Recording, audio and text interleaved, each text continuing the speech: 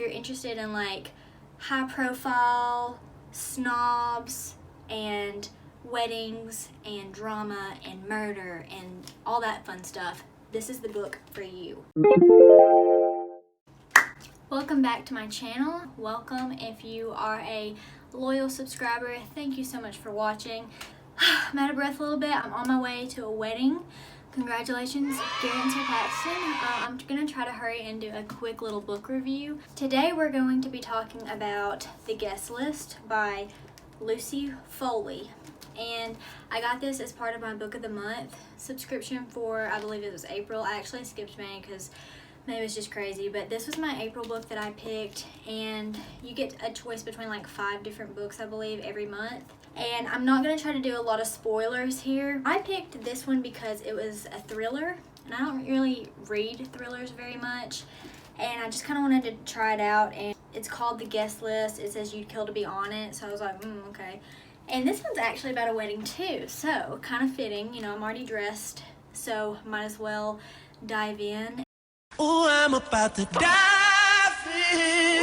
I stepped up to bat for this occasion. So, an exclusive wedding on a remote Irish island. The bride, the plus one, the best man, the wedding planner, the bridesmaid. I'm going to read a little bit of the inside. It's basically about this girl named Jules and her fiance Will. And Jules is like this top-notch executive, like, magazine editorial person, so she's very like appearance based and just really cares about the way things look, the way things are perceived, very image based. And Will's kind of the same way, so you know, you think it's like a match made in heaven and it's gonna be great, wonderful, this is awesome.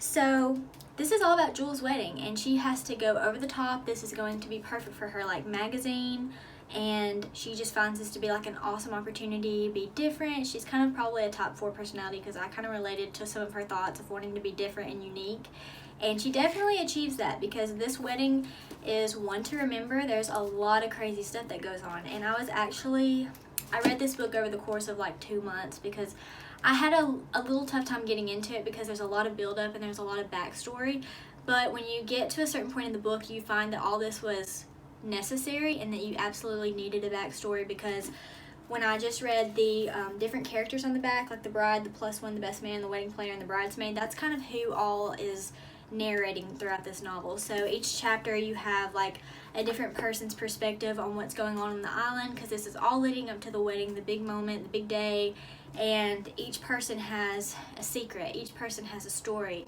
and they all carry this like dark inner demon and this internal turmoil. Is that the right word? Yeah, so they're all like dealing with stuff, and you just think at first like, oh my gosh, this is getting dramatic. Is there ever gonna like come full circle here? Is it gonna tie in together somehow? And it absolutely does. Like, I am not a big thriller person.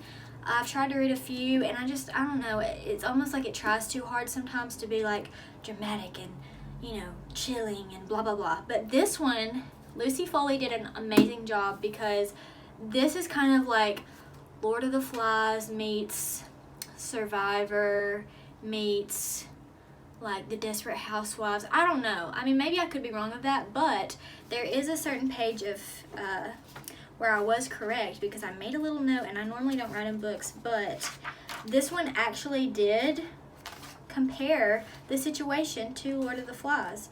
And I was like, oh, that's cool, because I felt like a literary person at that point. I was like, oh, this is definitely like Lord of the Flies vibes. And then they said it in the book in one chapter, and I was like, huh, well, you know, I did good there. Maybe I'm reading this correctly, because sometimes I tend to zone out, you know, and sometimes I don't make all the connections.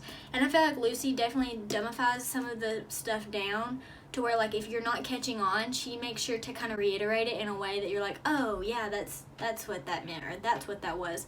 And I just like, I enjoyed the way that everything intertwines, because obviously, you know, from looking at the book, the cover here, there is like darkness and dread and dreary and just ominous, omnipotent, anyway, whatever the word is. It's like threatening, you know something's gonna happen, but bad vibes, and that's exactly what happens. But it's not how you think it would play out, because you obviously, like, spoiler alert, there's a murder. I think you learn that within the first chapter. Someone gets murdered the night of the wedding, and you're like trying to figure out like between all these different perspectives, like who it is, how they could be connected to it, and all this different stuff. And it's just not what you think. Like, I have read a lot of books, and like I said, I'm not a big thriller person, but sometimes I feel like I can tell, you know, when certain things are coming. Or if you're watching Lifetime movies especially, you're like, oh, they're definitely the killer, or, you know, they're definitely guilty, or whatever. And this one just shocked me. I was like, oh my gosh. And it's not only like the murder itself and like who's connected and what's going on. There was like 3 main things that like totally blew me away, and I was like, oh my gosh, like I did not see it coming. And it's just perfectly crafted as far as like how each character connects in some way. So there is a spoiler, kind of, is like all the characters somewhat connect, but the way that they connect is like you just didn't see it coming. It's just like, what the heck, you know, because I kind of got bored with some of the backstory, but it was interesting. Like, a lot of the backstory was interesting, the way it was told, but you're kind of like, what's the point? And then sometimes, you know, like, authors are obviously not going to just elaborate on things that they don't find that are important within the story, but you kind of lose track of what was said at certain points, and then at the end, you're like, oh my gosh, that was brought up, you know, 100 pages ago, but now here it is. Like, here it makes sense. And I just really respected the ride of this story that it took me on. Like, once it got like to the halfway mark, you didn't want to quit reading, because you're like, every ending of every chapter, it was like, what is going on? Like, how is this going to come together? Who is involved? What are they doing? I would say that overall this book has some moments. If you're an experienced thriller reader, you might see some of these things coming and some of the hints or warnings or signs or whatever, but like I said before, I'm not a big thriller person, so this was like amazing for me, because I was like, oh my gosh, I was just captivated by the whole story itself. And it kind of annoyed me at first, because they do have slang and accents that are like not really American. I guess they are Irish. I mean, they're on an Irish island, but they mention like Manchester and stuff, so I think they're like British, and the way that they talk is just different.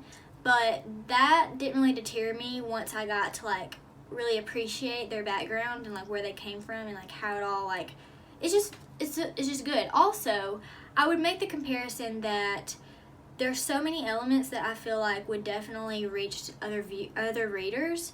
So if you've ever seen the Dead Poet Society with Robin Williams in it, that kind of has some vibes to it, but like a more sinister version of the Dead Poet Society. And then I would also say like Lord of the Flies, but with like adults, because at first they were like, Jules and Will are in their mid-30s getting married, and I'm like, you know, like I'm about to go to a wedding right now, and they're like in their early 20s, so I was like, how believable is this? Because all these people are acting like a bunch of teenagers, like a bunch of like early 20s people, and I'm like, they're in their all of them are in their mid-30s. And I was just like, what is going on? Because some of that was just like not believable, but it all makes sense. Like the way that Lucy tells the story, everything has a point, everything has a purpose.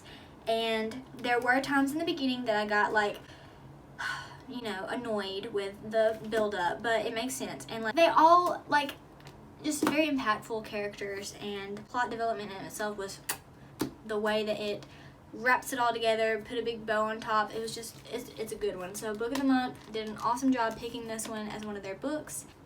So I would rate it overall probably like 9 out of 10, because I would say ultimately I have a better appreciation from it now that I've finished the book and understand why the beginning was a little slower. But it's not even a long book itself. I think I just drug it out too long reading it, so that's probably my bad.